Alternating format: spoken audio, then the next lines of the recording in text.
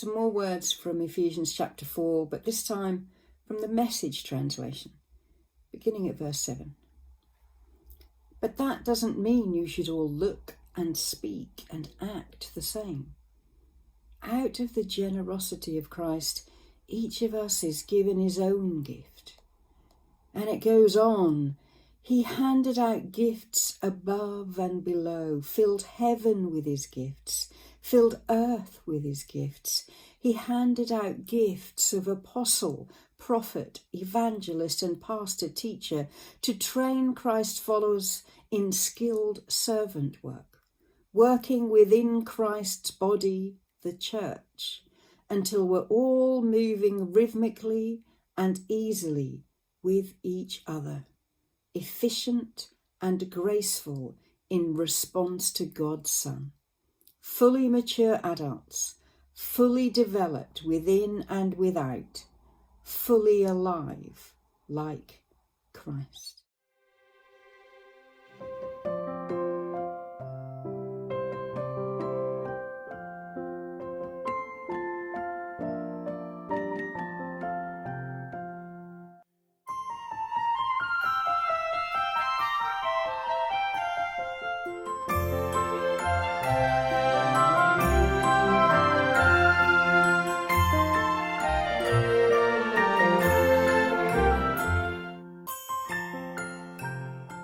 Doesn't like to receive a gift. We saw pictures of beautifully wrapped gifts. We saw people receiving gifts. We saw the excitement of gifts being unwrapped. But this passage makes us understand that when we think of Jesus giving us his gifts through his Spirit, it's even more beautiful, because as that very beginning of the passage says, Jesus has chosen to give each of us a gift. He's chosen because he knows us.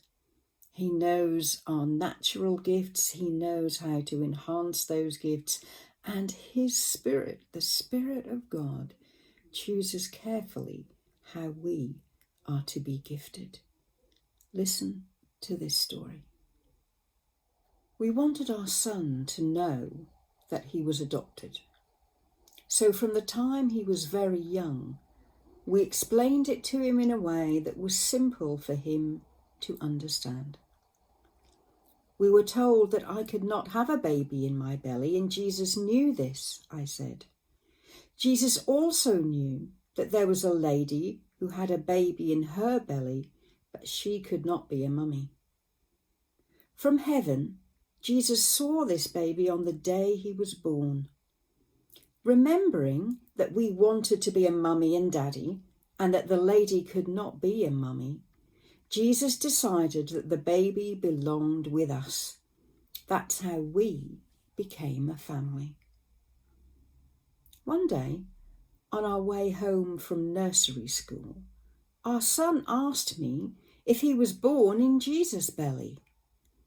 I told him that he wasn't, and once again we talked about how we became a family. After driving a little further, I asked him if he had any questions. He said, "Oh no, now I remember, I wasn't born in Jesus' belly. I was born in his eyes." I love that story.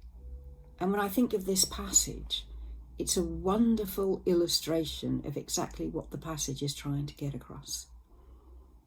Jesus sees us. By his Spirit, he knows us.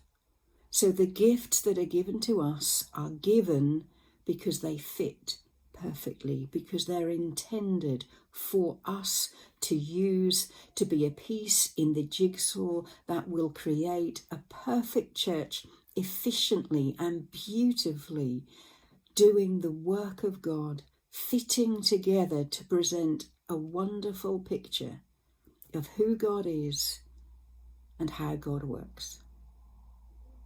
The important thing is to remember that he sees us with his eyes. He knows us. There are no accidents. We're not meant to be like anyone else.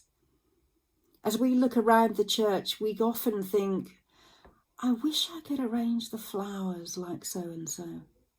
I wish I could sing like so-and-so.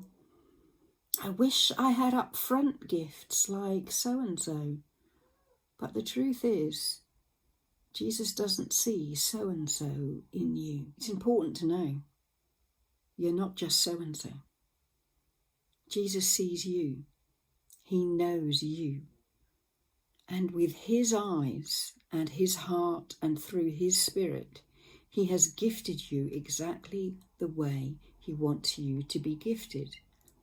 All we need to do is use the gift, unwrap the gift, accept the gift, believe that he has given us a gift, and we can be a piece of the jigsaw that completes the picture. There's nothing more satisfying than getting that final piece, popping it in, and seeing the picture complete. Jesus sees you with his eyes. He's gifted you from his heart. My thought for today, my prayer for today, is that you will use that gift, that the picture of God and the picture of his work might be complete wherever God has placed you. There's nothing more annoying than a picture jigsaw of 1,000 pieces, and you get to finish it and there's a piece missing. Don't be that missing piece. I'll see you tomorrow. Bye.